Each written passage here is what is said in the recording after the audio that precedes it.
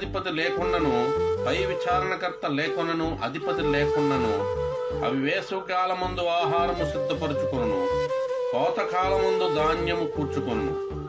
సోమరి, ఎందాక నీవు పండుకొనియుందువు? ఎప్పుడు నిద్రలేచెదవు? ఇక కొంచెము నిద్రించెదనని, కొంచెము కునికెదనని, కొంచెము సేపు చేతులు ముడుచుకొని పరుండెదనని నీవనుచుందువు. అందుచేత దోపిడిగాడు వచ్చినట్లు దారిద్ర్యము నీ యొద్దకు వచ్చును, ఆయుధదారుడు వచ్చినట్లు లేమి నీ యొద్దకు వచ్చును. కుటిలమైన మాటలు పలుకువాడు పనికిమాలిన వాడును దుష్టుడనై ఉన్నాడు. వాడు కన్ను గీడ్చు, కాళ్లతో సైగ చేయును, వేళ్లతో గురుతులు చూపును. వాని హృదయము అతిమూర్ఖ స్వభావము గలది. వాడెల్లప్పుడూ కీడు కల్పించుచు జగడములు పుట్టించును. కాబట్టి ఆపద వాని